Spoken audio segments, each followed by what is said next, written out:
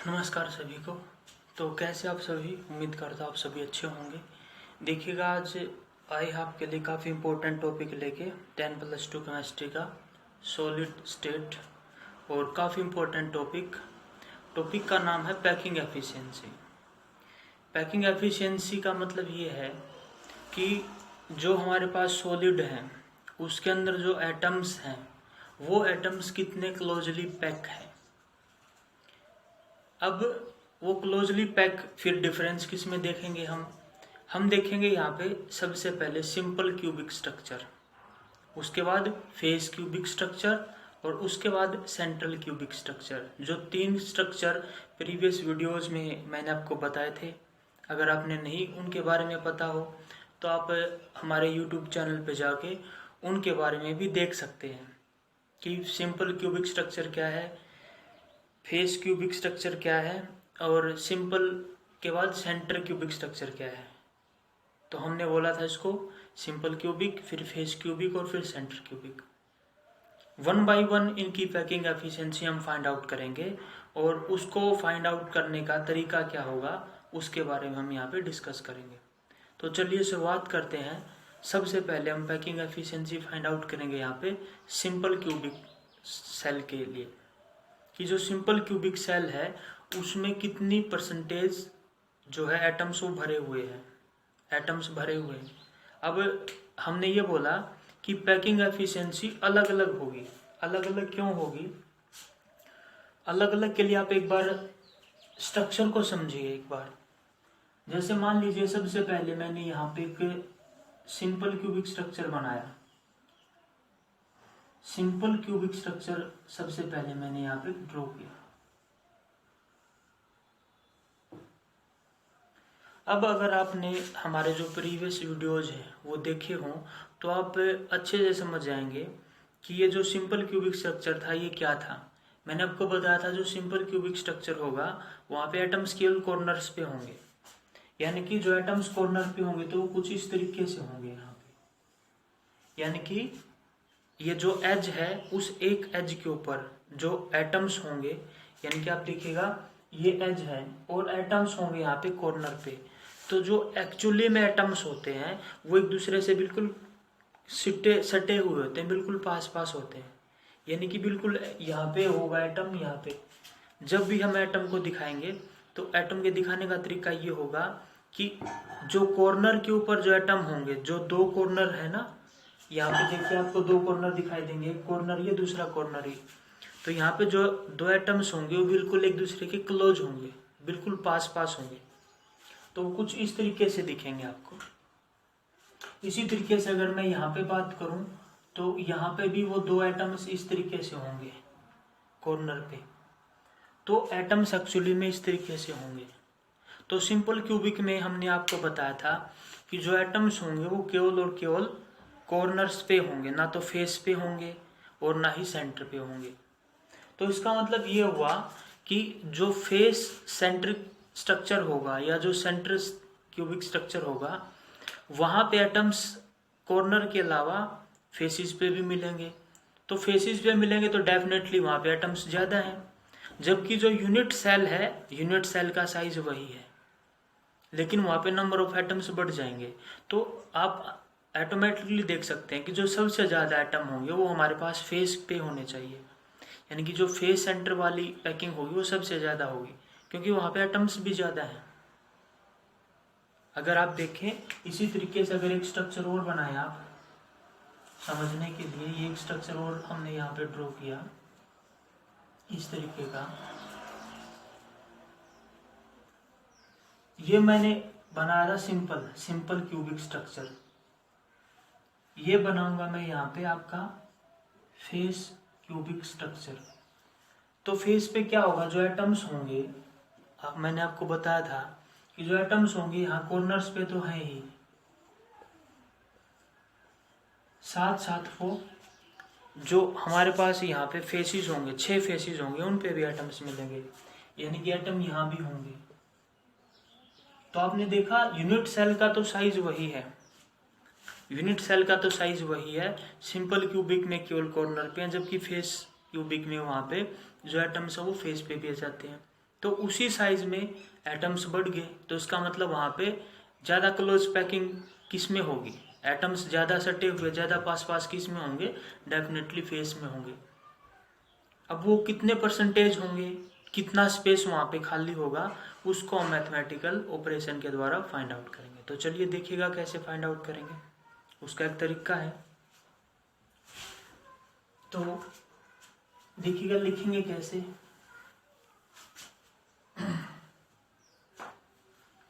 यहाँ पे लिखेंगे पैकिंग एफिशिएंसी,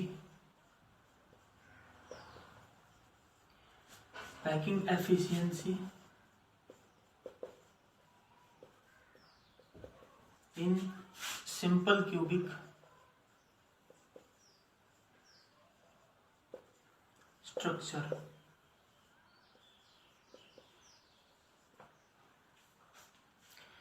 सिंपल क्यूबिक जो सेल है उसमें पैकिंग एफिशिएंसी हमने देखनी है, तो उसके लिए क्या करना होगा, सबसे पहला जो यहाँ पे काम हमें करना होगा, सिंपल क्यूबिक स्ट्रक्चर का डायग्राम हमने बनाना पड़ेगा।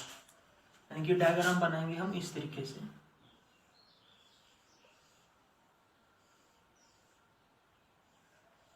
ये डायग्राम है सिंपल क्यूबिक स्ट्रक्चर का। अब आप जानते हैं सिंपल क्यूबिक स्ट्रक्चर में एटम्स कहाँ पे होंगे, एटम्स कॉर्नर पे होंगे, और कॉर्नर्स पे इस तरीके से होंगे कि वो बिल्कुल एक दूसरे से सटे हुए होंगे। कहने का मतलब वो कुछ इस तरीके से होंगे।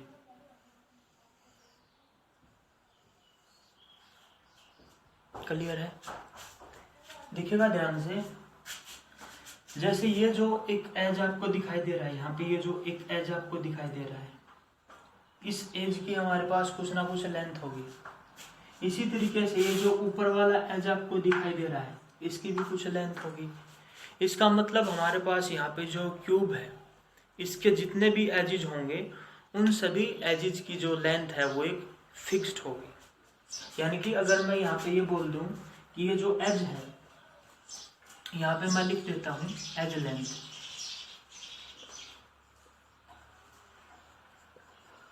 वो मैंने मान लिया कि वो मेरे पास ए है। यानी कि जो क्यूब है उसकी जो साइड है वो हमारे पास ए है, ये हमने मान लिया यहाँ पे। और यहाँ पे जो एज है उसकी लेंथ हमने मान ली ए, और जो यहाँ पे जो कॉर्नर है और उनके ऊपर जो एटम्स हैं, उस एटम की रेडियस में मान लेता हूँ आर। कहने का मतलब ये जो एटम है इसकी ये जो रेडियस है यहाँ से लेके यहाँ तक की, इसको मैं आर मान लेता हूँ। इसी तरीके से ये जो दूसरा एटम है इसकी जो रेडियस होगी उसको भी मैं आर मान लेता हूँ। यानी कि आपको यहाँ पे साफ तौर पे दिखाई देगा कि ये दो कॉर्नर्स पे जो एटम्स हैं उसकी रेडियस आर है, और एक एटम की रेडियस आर है, दूसरे एटम की रेडियस भी आर है। तो ये जो पूरा एज है उसकी लेंथ ए है। यानी कि हम यहाँ पे बोल सकते हैं कि यहाँ पे जो ये एज है ए है, ये 2r के बराबर होगा। आप देख सकते हैं ये जो एक एज मैंने माना था इसको मैंने ए माना था, और उस एक एज के ऊपर दो एटम्स आए हुए हैं जिनकी रेडियस आर है। तो एक एटम की रेडियस आर प्लस दूसरे एटम की radius R, R plus R 2r, और 2r किसके बराबर हो जाएगा यहाँ पे ए के बराबर। ये काफी इंपॉर्टेंट पॉइंट है, आपको ध्यान में रखना। यानी कि जो एज लेंथ हमने मानी, ये जो क्यूब था इसकी एज लेंथ हमने मानी थी ए, और यहाँ पे हम लिख सकते हैं दूसरी चीज, जो रेडियस ऑफ एटम होगी यहाँ पे वो हमारे पास होगी आर। इसका मतलब ए इज इक्वल टू 2r। इसको आप इक्वेशन नंबर 1 लिख सकते हैं, A is equal to 2r। I hope आपको अच्छे से क्लियर हुआ होगा। फिर भी अगर आपका कोई डाउट हो तो आप कमेंट सेक्शन में पूछ सकते हैं। उसके आगे फिर हमने क्या करना है, अब जो नेक्स्ट स्टेप, सबसे पहला स्टेप हमने डायग्राम बनाया यूनिट सेल का। यूनिट सेल के डायग्राम पे हमने एटम्स दिखाए कि जो दो कॉर्नर्स के ऊपर जो एटम्स होंगे वो बिल्कुल एक दूसरे के पास पास होंगे। हर एक एटम की रेडियस हमने मान ली आर, तो दो एटम्स होंगे तो उन दोनों की रेडियस मिला के 2r। तो जो एज की लेंथ हमने ए मानी थी वो ए हो जाएगा 2r के बराबर। अब जो अगला कदम हमने स्टेप जो लेना है वो ये लेना कि हमें पैकिंग एफिशिएंसी का फार्मूला पता होना चाहिए। अब पैकिंग एफिशिएंसी का फार्मूला है, उसको और हम लिख लेते हैं। देखिएगा जो पैकिंग एफिशिएंसी है, ये जो पैकिंग एफिशिएंसी हम यहाँ पे लिखेंगे उसका फार्मूला होगा, देखिएगा क्या पैकिंग एफिशिएंसी का फार्मूला होगा हमारे पास। देखिएगा जो हमारे पास एक एटम है, जो एक एटम है, एक एटम का कितना वॉल्यूम होगा, volume of one atom divided by total volume of the cell. यानी कि जो सेल के अंदर जो एटम है उसने कितना वॉल्यूम ऑक्यूपाई किया, वो divided by total volume of the cell multiply by the 100। तो वो हमारे पास पैकिंग एफिशिएंसी आ जाएगी कि सिंपल क्यूबिक स्ट्रक्चर में एटम्स कितने क्लोजली पैक है। तो फॉर्मूला हम लिखेंगे volume occupy by one atom divided by total volume of unit cell multiply by. तो क्या नोटिस किया हमने कि जो एक एटम है वो कितना वॉल्यूम ऑक्यूपाई करेगा, डिवाइड कर देंगे total volume of the unit cell. यानी कि आपने ध्यान किया हो तो कई बार हमने ये देखते हैं कि लेंथ पर यूनिट निकालते हैं हम, तो उसमें हम क्या देखते थे कि given length divided by total length, mass per unit length निकालना हो। तो उसी तरीके का ये है कि हमें ये देखना है कि जो एटम्स है वो कितने क्लोजली पैक हैं। तो हम ये देखेंगे कि जो एक एटम है उसने कितना वॉल्यूम ऑक्यूपाई किया, डिवाइड करेंगे total volume of the unit cell, क्योंकि एटम्स एक्चुअली में है कहाँ पे, एटम्स एक्चुअली में यूनिट सेल पे ही तो है। तो वो करने के बाद volume occupy by the one atom divided by total volume of the unit cell multiply by the 100, क्योंकि परसेंटेज में निकालना चाहते हैं। पैकिंग एफिशिएंसी आई हमारी परसेंटेज में, तो परसेंटेज में निकालना है तो 100 से मल्टीप्लाई तो करना पड़ेगा। अब देखिएगा यहाँ पे volume occupy by the one atom. अब आप ये देखिए जो एटम होगा उसको हमने ये माना है कि एटम हमारा स्फेरिकल है, तो एटम एक स्फीयर का जैसा होगा। तो स्फीयर की वॉल्यूम कितनी होती है, हम जानते हैं कि अगर हमारे पास कोई स्फीयर हो जिसकी रेडियस r हो तो उसकी वॉल्यूम होगी 4/3 पाई r क्यूब। ये आपने ध्यान में रखना है। जैसे अगर हमारे पास मान लीजिए यहाँ पे कोई एटम है और इसकी रेडियस r है, तो अगर आपसे कोई पूछे कि इसकी वॉल्यूम क्या होगी तो हम बोलेंगे इसकी वॉल्यूम होगी 4/3 पाई r क्यूब, तो किसकी रेडियस r है। तो उसी तरीके से यहाँ पे वन एटम की वॉल्यूम कितनी हो जाएगी, वो हो जाएगी 4/3 पाई r क्यूब डिवाइडेड बाई। अब हमें ये पता करना होगा कि जो यूनिट सेल है उसकी वॉल्यूम कितनी होगी। अब देखिएगा ये जो यूनिट सेल है ये हमारा यूनिट सेल है और ये यूनिट सेल कैसा हमारा क्यूबिकल है। अब आपको ये भी पता है कि जो हमारा क्यूब होगा उसकी वॉल्यूम कितनी होगी, volume occupy by A cube, वो किसके बराबर होगी, ए क्यूब के बराबर होगी।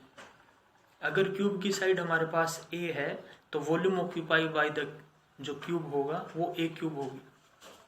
तो हम देख सकते हैं यहाँ पे total volume of the unit cell हमारा क्यूबिकल है, तो इसका मतलब जो वॉल्यूम होगी क्यूब की उसको लिख दूंगा मैं ए क्यूब, क्योंकि अगर साइड ए थी तो वॉल्यूम ए क्यूब हो जाएगी, वो हम यहाँ पे लिख देंगे ए क्यूब इंटू मल्टीप्लाई बाई 100 से मल्टीप्लाई क्यों किया, क्योंकि जो पैकिंग एफिशिएंसी होगी वो हमारी परसेंटेज में होगी। तो अब इसको हमने सोल्व करना होगा, ये जो टर्म आई है इसको हमने सोल्व करना होगा। आई होप आपने यहाँ तक चीज़ों को नोट डाउन कर लिया होगा और अच्छे से समझा भी होगा। फिर भी अगर कोई डाउट है तो आप कमेंट सेक्शन में पूछ सकते हैं। यहाँ तक नोट डाउन कीजिएगा, उसके बाद थोड़ा सा बोर्ड पे स्पेस बनाने के लिए हमें इसको थोड़ा सा मिटाना पड़ेगा। आप इसको पॉज करके यहाँ तक नोट डाउन कर सकते हैं। कोई डाउट हो तो आप कमेंट सेक्शन में पूछ सकते हैं। तो एक बार यहाँ तक नोट डाउन कीजिए, नोट डाउन कर लें, पॉज करके नोट डाउन कर सकते हैं, बैक में जाके नोट डाउन कर सकते हैं। तब तक मैं यहाँ पे थोड़ी सी जगह बना लेता हूँ।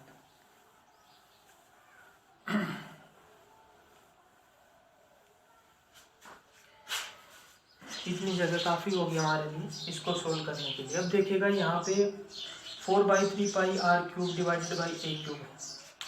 अब या तो हम ये करें कि a को r में बदल लें या r को a में बदल लें, ताकि हमारे जो यहाँ से जो इसको सोल्व करना वो आसान हो जाए। तो हम क्या करेंगे, ये जो हमारे पास a है, इस a को हम r में कन्वर्ट कर लेंगे। अब आप a को r में कैसे कन्वर्ट करेंगे आपको अच्छे से पता है। जब शुरू में ये डायग्राम मैंने आपको बनाना सिखाया था यहाँ पे, तब मैंने ये चीज़ आपको अच्छे से बताई थी कि एटम्स जो होंगे हमारे वो यहाँ पर होंगे ऐसे, और ये जो एज है हमारे पास यहाँ पे ये a होगा और ये वाली दूरी r होगी। तो यहाँ पे मैंने आपको बताया था कि जो r होगा, सॉरी, यहाँ पे जो हमारे पास a होगा वो 2r के बराबर होगा, यानी कि जो एज होगा उसकी वैल्यू हमारे पास 2r के बराबर होगी।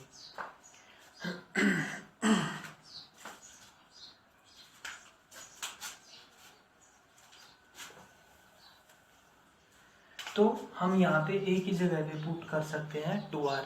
तो जो फाइनल फॉर्मूला हो जाएगा वो हो जाएगा हमारे पास 4/3 पाई r cube divided by a की जगह पे मैं लिख सकता हूँ यहाँ पे 2r, और 2r का क्यूब मल्टीप्लाई बाई द 100।